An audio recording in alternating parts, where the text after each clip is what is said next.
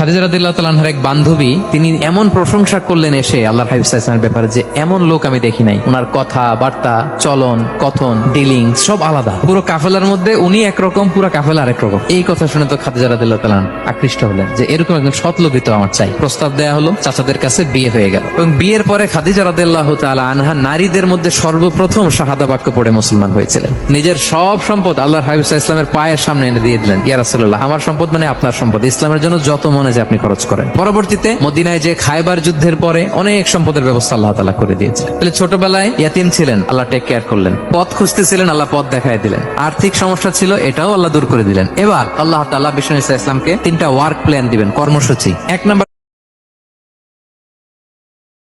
কর্মসূচি হচ্ছে এতিমের সাথে কখনো কঠোর আচরণ করবেন না। 2 নাম্বার হচ্ছে ফরিয়াদিকে ধমক দিবেন না। 3 নাম্বার ওয়া আম্মা বিনিআমাতি রাব্বিকা ফাহাদ্দিস, আল্লাহ নেয়ামতের বর্ণনা করেন, শুকরিয়া করেন, কারণ আল্লাহ তাআলা আমাদের অনেককে ইতিম বানায় নাই, আমাদেরকে ফরিয়াদি বানায় নাই।